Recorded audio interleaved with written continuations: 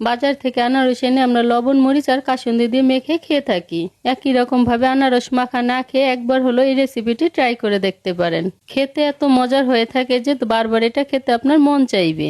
রেসিপিটি তৈরি করার জন্য এখানে আমি ছোট সাইজের 2টি আনারস নিয়েছি।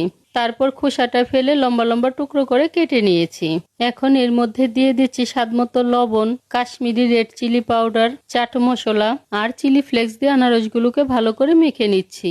এখন হয়তো মনে মনে আমাকে গালি দিচ্ছেন যে আমি তো আনারস মাখাই তৈরি করে দেখাচ্ছি। এটাকে আনারস মাখাই বলতে পারেন, তবে একটু অন্যরকম ভাবে দেখাচ্ছি। সবগুলো আনারসের সাথে মশলাটাকে ভালো করে মেখে নেওয়া হয়ে গিয়েছে। এখন এটাকে আমি এভাবে 2 মিনিটের জন্য রেখে দিব।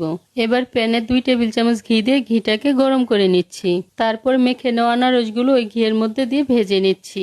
আমি ঘি দিয়ে ভেজে নিচ্ছি, তবে হাতের কাছে ঘি না থাকলে বাটার দিয়েও ভেজে নিতে পারবেন। এখন এই আনারসের টুকরোগুলোকে আমি লালচে করে ভেজে নিব। মিডিয়াম আঁচে 5 মিনিটের মতো ভেজে নেওয়ার পর সুন্দর একটা কালার চলে এসেছে। এখন ঘি থেকে তুলে নিচ্ছি। আর বাকি আনারসের টুকরোগুলোকেও আমি একই রকম ভাবে ভেজে নিচ্ছি। সবগুলো ভেজে তুলে নেওয়া হয়ে গিয়েছে আর এটাকে আমি পরিবেশনও করে নিয়েছি। এখন ভাজা বলেন আর মাখা বলেন, খেতে কিন্তু সেই স্বাদ।